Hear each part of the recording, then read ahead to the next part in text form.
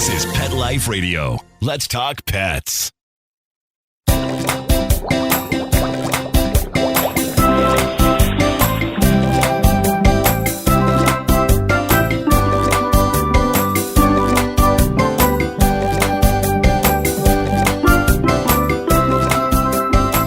Welcome to Aquariumania. I'm your host, Dr. Roy Anong, speaking to you from the University of Florida's Tropical Aquaculture Laboratory.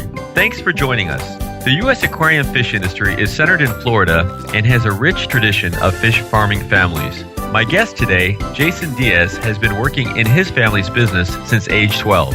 Jason is president of 5D Tropical Incorporated, an aquarium fish production and import facility based in Plant City.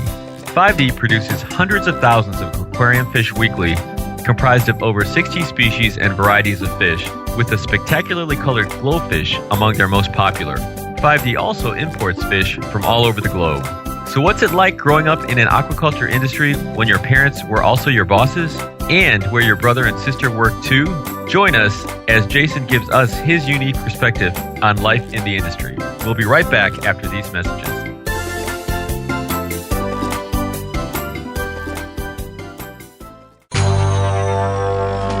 It's DesignerPetSweaters.com. Hand-knitted designer sweaters for your precious pup or cool cat. Beautiful couture patterns for your pets, including custom-knitted formal wear, casual wear, yachting, and even sports-themed. Many designer pet sweaters include feathered tammy hats, top hats, and a lot of sparkle. Each sweater includes leg loops, front paw sleeves, and leash opening. Visit DesignerPetSweaters.com to order your four-legged fashions today. Your pets will stay warm for the winter and be runway ready. Large or small, we fit them all. DesignerPetSweaters.com.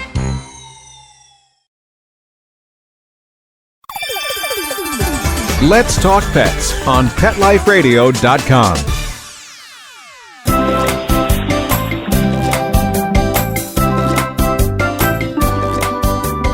Welcome back to Aquariumania on Pet Life Radio. My guest today is Jason Diaz, president of 5D Tropical Incorporated, based in Plant City, Florida. Hey, Jason, thanks again for talking with us today. Hi, Roy. How are you doing? Good.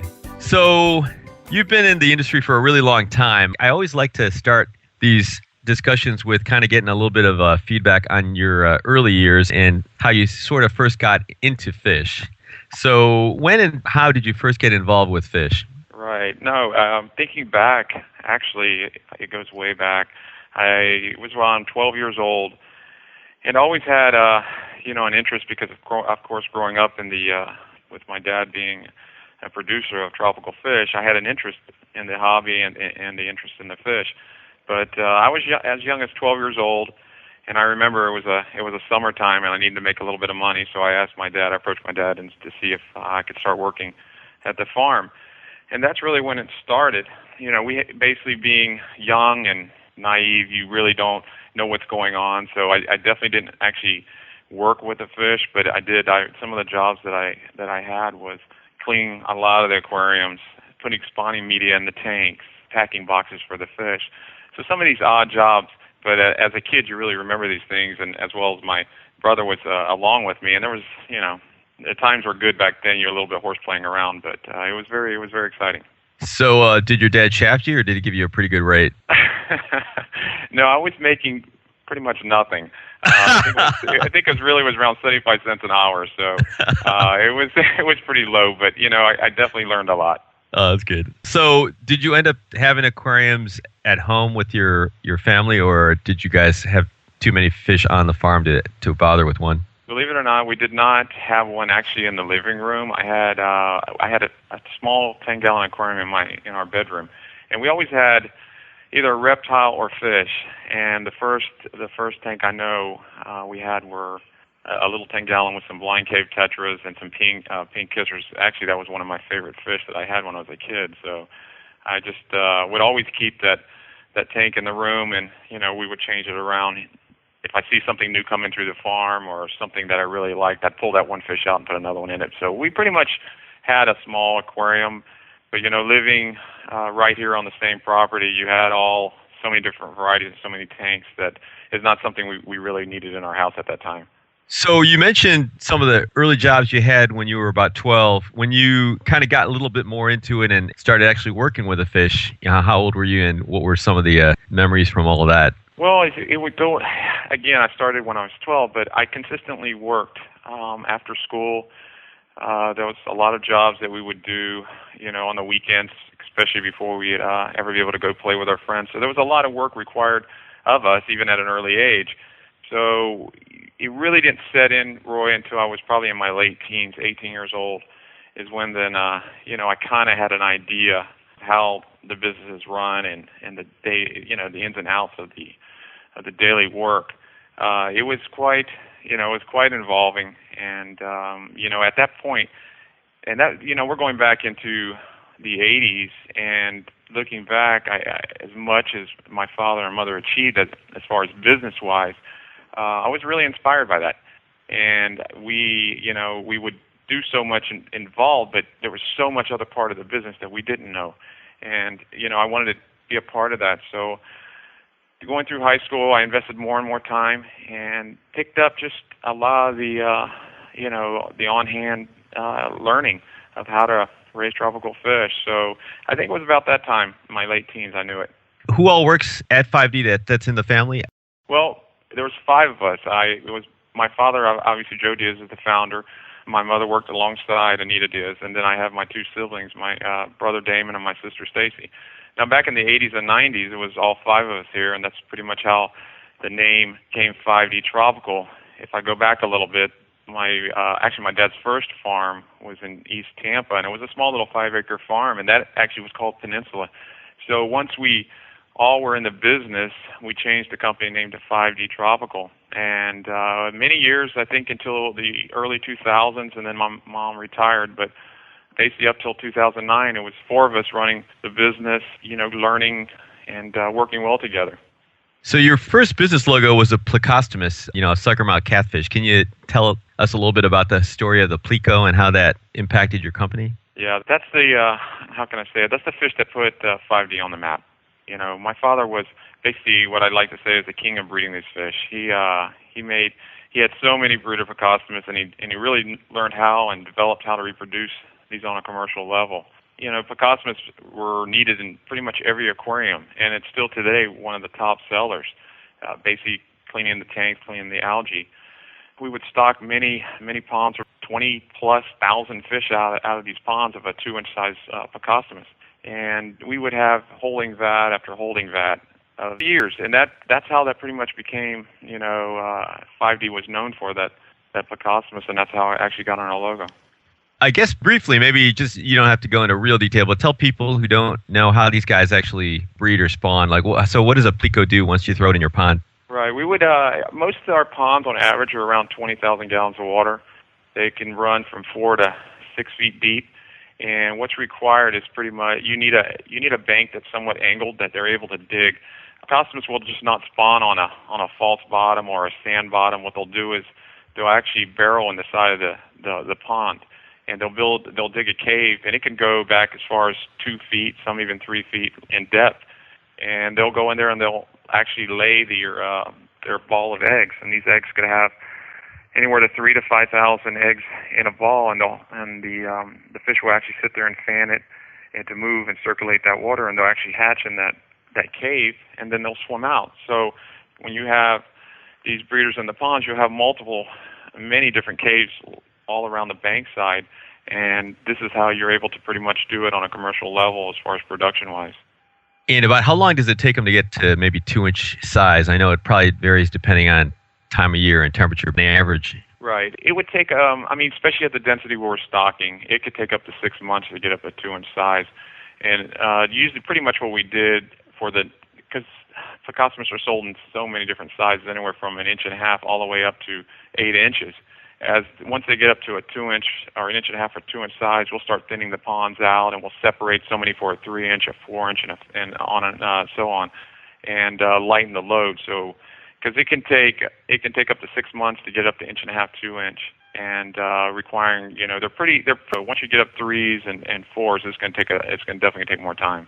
So tell us a little bit more about 5D and in terms of numbers of tanks and ponds, and just to kind of give the listeners an idea of the size of your facility. Well, going back in the 80s, we actually started one farm. We had one location here in Plant City. It was a 5-acre farm, and it was set up.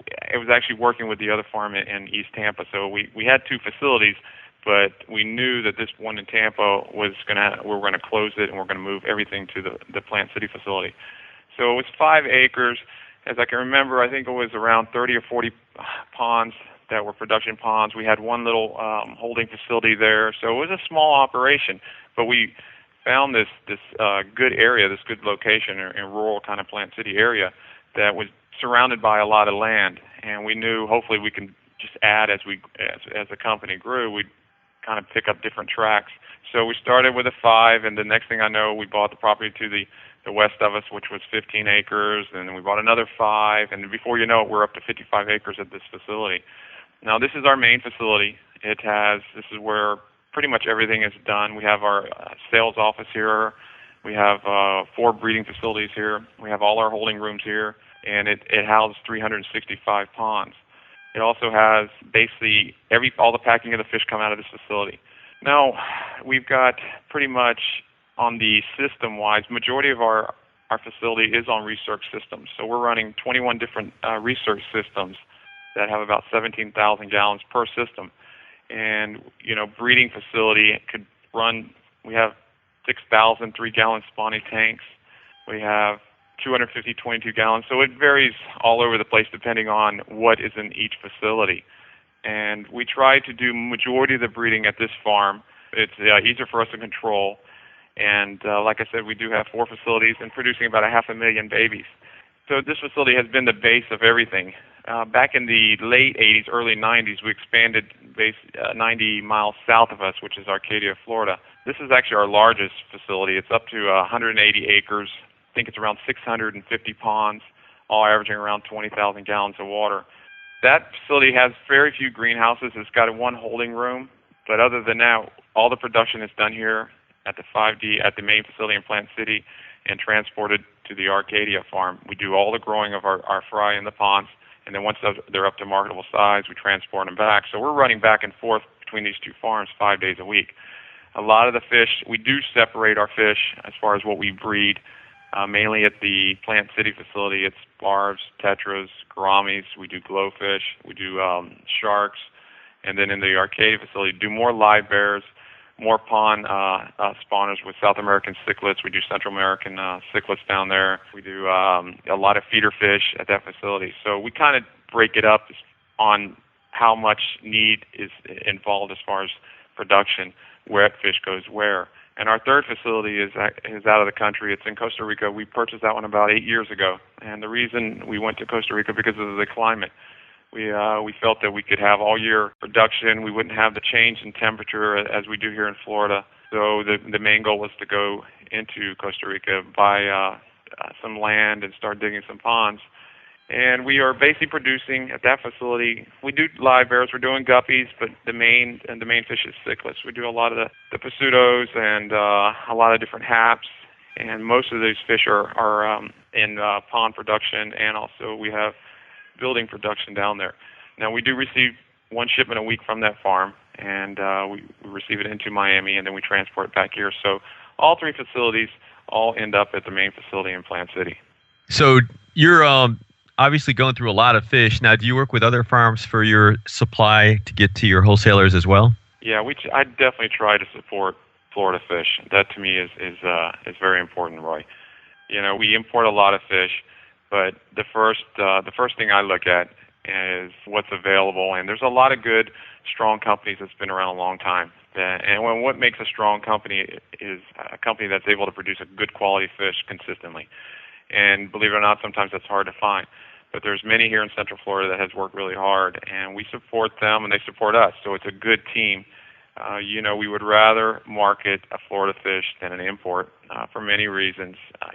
Just quality is number one. When you have fish that are coming straight out of Florida and we're able to ship to, if it's up north in the Northeast or wherever it's going, we feel obviously more confident in the product. It's the able to know that the consistency is there. You have that communication with the local farmer versus imports. When you're importing fish, you're dealing with so many variables. You're dealing with freight costs changing weekly. You're dealing with the communication factor. If it's out of Asia, if it's out of Central America, South America, Africa, some of these things are very, very time consuming and difficult and challenging. And so I hope to continue to grow with Florida Fish and support the farmers and get our industry stronger. So let's talk about some of the fish a little more closely. Can you walk our listeners through maybe a day in the life of some of these that you breed and raise, maybe starting with a tiger barb? Yeah, tiger barb goes back a long ways. That is still one of the most popular fish in the trade. It's one of our top sellers. We produce many, many tiger barbs.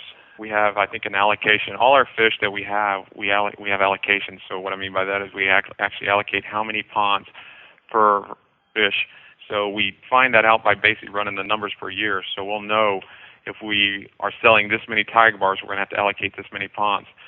Just to give you an example, this year on allocation, we have tiger barbs. There's 40 ponds allocated for that. Each pond is stocked at around 25,000. So at all times, I'm running with basically 1 million fish on hand. Now, that doesn't mean 1 million fish are sellable, but it's all the way from the larvae stage all the way to marketable size. So they're consistently rolling through.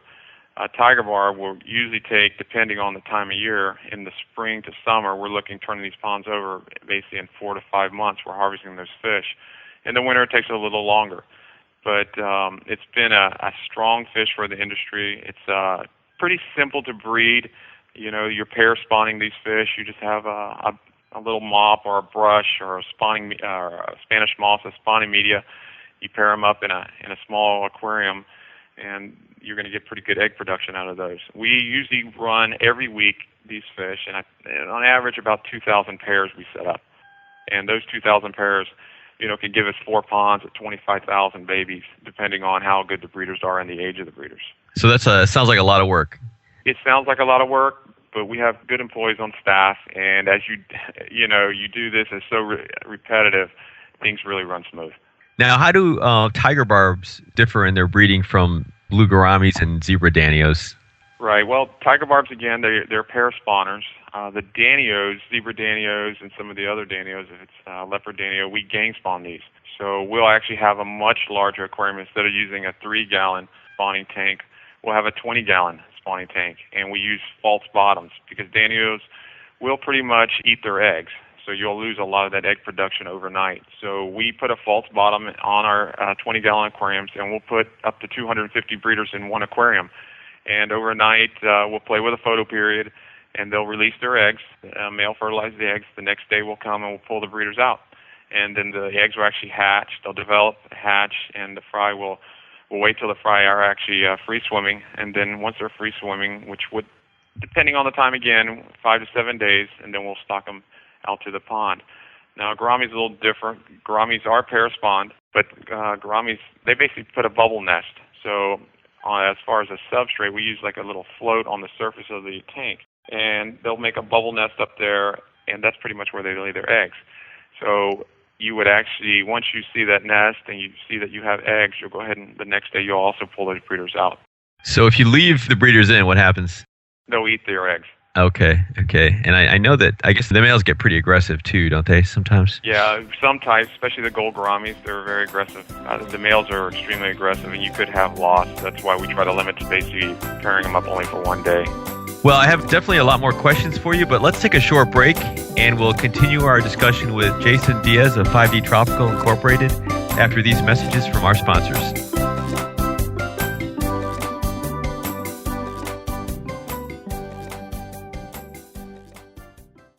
Hi, I'm Dana Humphrey, the founder of Whitegate PR. We have been specializing in PR and marketing in the pet industry for over 10 years. If you have a pet product or service you would like to promote, give us a call. We can help create awareness for your brand on TV, radio, magazines, newspapers, and blogs. Feel free to reach me directly at 619-414-9307 or learn more on our website at whitegatepr.com or follow us on Facebook.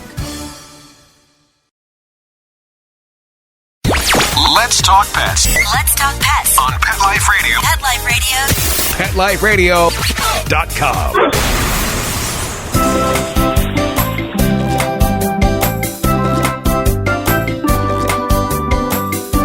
We're back and continuing our conversation with my guest, Jason Diaz of 5D Tropical Incorporated.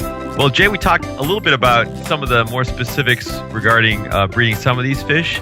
Now, I know you also do some other types of breeding with some of the fish that take a little bit more work.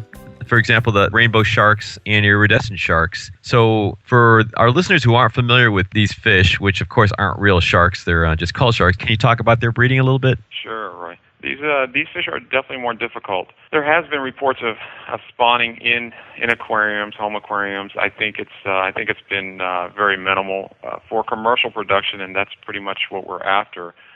We have to look at a particular fish, identify how we're going to be able to do this, and can we actually do it on a commercial level. Now, the sharks have basically been spawned in Florida for many years now. I think it's been over 10 years on a commercial production. Now, these fish here require hormone injections, and we use hormones basically to induce the spawning. So we'll inject the male and the female, and depending on the fish, if it's a rainbow shark, it's usually you're going to do one injection, and then after 6 to 8 hours, you'll come back and you'll check the fish, and usually the female's ready as well as the male, and then we're able to collect those eggs. If you're looking at another fish that we induce spawning by hormones, would be the iridescent shark. Now, you got two different size fish. A rainbow shark, adult size can be 35 to 40 grams, 50 to 45 grams. An iridescent shark can get up to 22 pounds. A rainbow shark could have 3,000 to 5,000 eggs. An iridescent shark can have up to 1 million eggs. Different fish, same concept. It works really well. It's a hormone that's used and approved for aquatic use, and it helps get us to be able to breed these fish at a commercial level. Both of these fish you're talking about are definitely high-volume fish in the trade as well. But depending on the type of fish you're using, sometimes hormones are definitely needed. So after you spawn them, maybe just to kind of go in just because I know some of our listeners probably have no idea. So when you spawn them, what are you actually doing, and what do you do with the eggs and sperm? Right. Basically what you do is after you inject the female, and it's usually the female's what you're watching, is that you're waiting for her to basically ovulate. Once you see that the female's ready, we'll manually actually strip the eggs from the fish. You use basically a little massage technique, and you're stripping the fish of the eggs. It doesn't harm the fish at all, and it's basically pushing the eggs out and we pretty much catch them in a little bowl. So once those eggs are stripped out of the female, you put the female back in the aquarium, you'll get the male, and you'll do the same thing. You'll basically massage the male, and you're looking for the sperm. And then the sperm will be on the eggs, and you'll sit there and you'll activate it by adding water. And we use different techniques, but we use feathers, just something that you don't want to damage the eggs. And we'll circulate it around for a few minutes. And then once that process is done, you're actually putting the eggs into a hatching jar. A hatching jar is set up. It's usually about a couple gallons of water, and all it does is it pumps water to the bottom to keep these eggs fluidized. So they're always in motion. They're turning like they would be on a river bottom.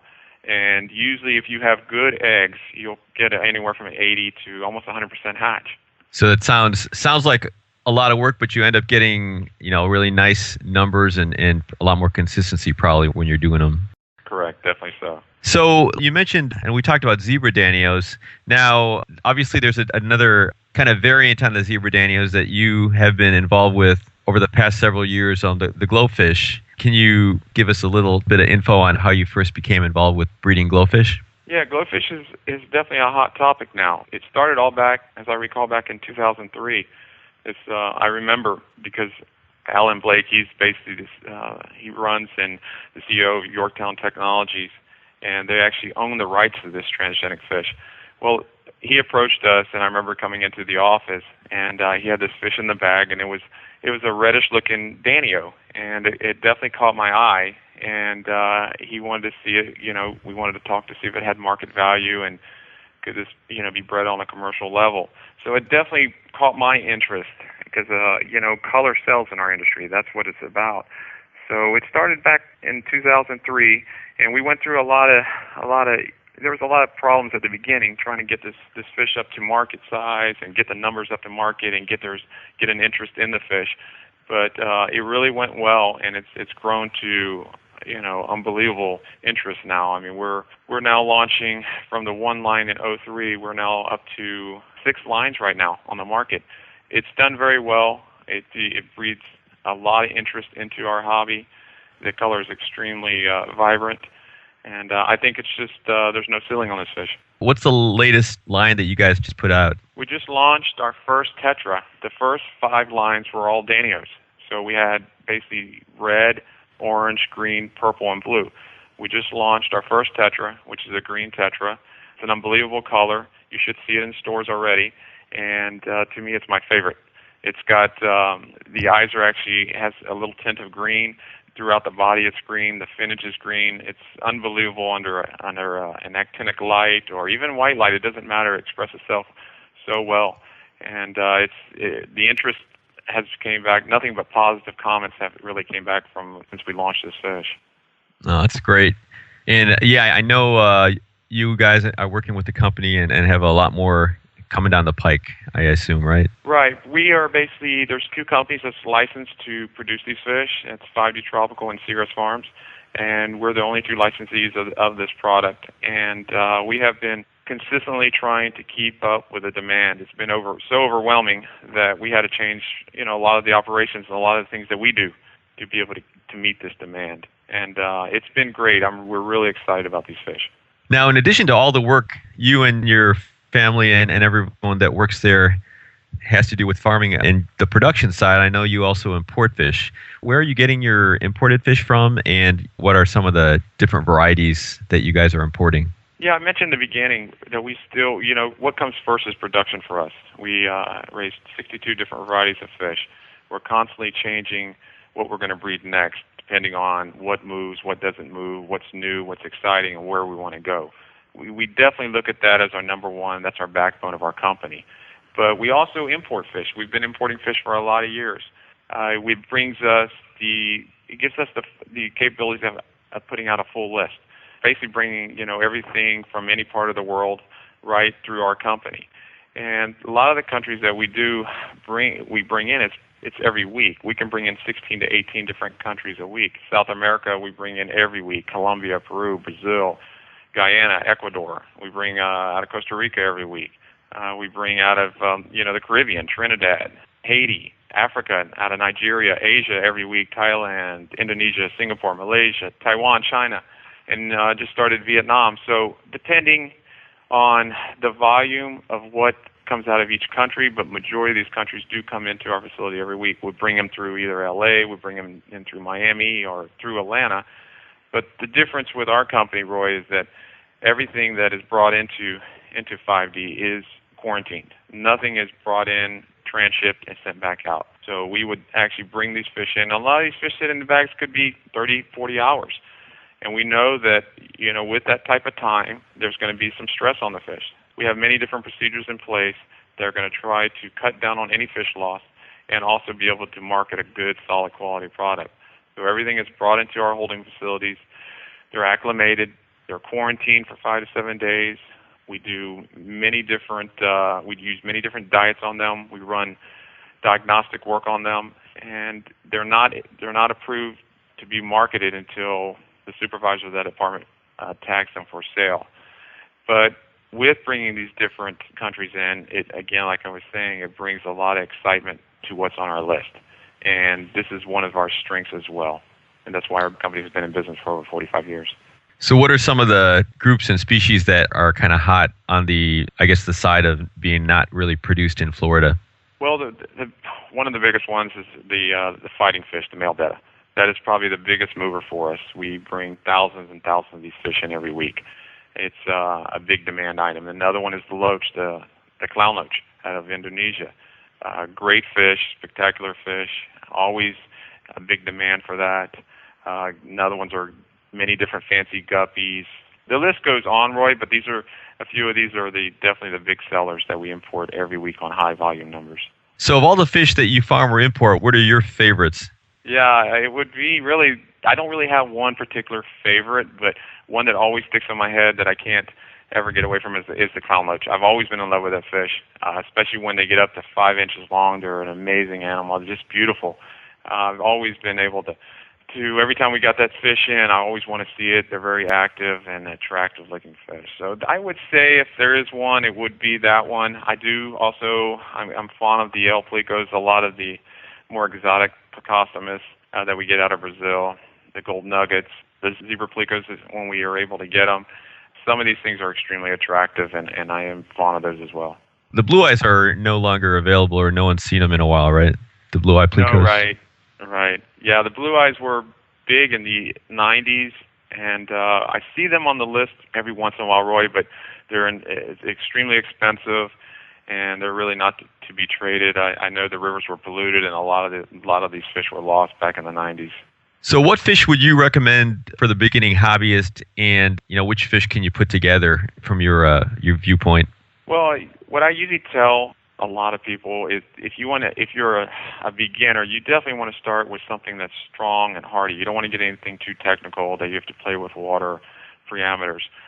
We try to tell people that stick with your more common tetras, your common barbs. If it's maybe a serpate tetra, a bloodfin tetra, even a head and tail light tetra, opposed from maybe getting an emperor tetra that's a little bit more touchy, or a penguin tetra that could be a little bit more touchy. And on the barb side, you can stick with beautiful fishes, the high-fin rosy barb, the cherry barb. The males are full color red, a gorgeous fish, very hardy fish. You always want something to algae eater. A Picostomus is a hardy fish, or a Chinese algae eater is another one. So ask your local pet store, but if you stick along those lines and try not to start with anything too difficult, you're going to have positive results. Along the same kind of lines in terms of trying to keep everything as healthy as possible, I'm sure you probably emphasize water quality too. Definitely water quality. Yeah, water quality is a big part of that. So when you're looking at an aquarium to buy, you definitely want to look at filtration. It will make your life a lot simpler and make your fish much happier. So getting close to the end here, but how does 5D today compare, as well as the industry compared to 5D in the industry 30, 40 years ago? Well, 30, 40 years ago, I remember, I was quite young, but life seemed simpler. It has definitely changed, from one small farm, and even though my parents have worked really, really hard, I just remember things being a little bit easier. Again, we were just dealing with one facility. Now, back then, it was basically my dad was shipping out 100 small shipping boxes. Now we're shipping out thousands of fish boxes per week. The amount of employees we had back then, it was around 6 employees. The company's up to 120 employees. And just the overall industry itself in the 80s and the 90s, it was totally different. There was a lot of independent shops. There was a lot of new business. The computer age wasn't really hitting that hard. So the industry was really thriving then. Now it's definitely more challenging. Things have changed. The chains are basically driving the sale of the fish. The independents are having to fight on their own end by offering different varieties of fish and having their own little niche. The just whole concept of the hobby has changed. I look at my kids. They grew up and they have these game systems that we had something. I look back, we didn't have anything, or when it came out was an Atari. They have so many things. The technology with the phone and the tweeting and all this has affected our hobby. There's no doubt about it. But, we're still strong. We're still driving. We're still trying to get the word out. And I think what brings it in, Roy, is really trying to stay ahead and offering new varieties, getting the word out, just bringing excitement. And what really shows us is the customers that we have, the pet stores that we supply, the wholesalers that deals with pet stores, and then the large chains. Everybody has a different, are able to offer different things to help, bring this hobby where it needs to be. I know you also work with some of the schools. Are you getting a lot of interest in the schools? Locally, we do. We try to support these schools. We work with aquarium societies actually around the nation as well. We donate a lot of fish, as well as some of even the aquariums. So we try to help out the best we can to keep the hobby alive and strong. Well, unfortunately, we're out of time. I want to thank you very much to give thanks to Jason and our producer, Mark Winter, for making the show possible. Jason, did you have any final words of wisdom or information that you want to impart to our listeners? Well, I'll say this. As much as I love tropical fish, I'd like to see, if everybody would spread the word, educate others. The joy of having a tank is like no other. We need to also educate and prevent of the release of fish. And if we all can work together, we'll keep this hobby going strong and living the dream. Thanks very much. Those are great words of wisdom. Appreciate your taking the time out to join us. Please be sure to check out Jason's web pages. The links are going to be on Aquariumania for this episode. I encourage all of you to visit my Aquariumania blog on Pet Life Radio. Also, if you have any questions, comments, or ideas for a show, email me at drroy@petliferadio.com. That's DRROY@petliferadio.com. If you're over in Florida, please be sure to visit the Aquariumania exhibit at the Florida Aquarium in Tampa, one of my favorite aquariums. So until next time, visit your local aquarium stores and keep your tanks clean and your fish healthy. And remember all of the fish farmers here in Florida. Let's Talk Pets, every week on demand, only on PetLifeRadio.com.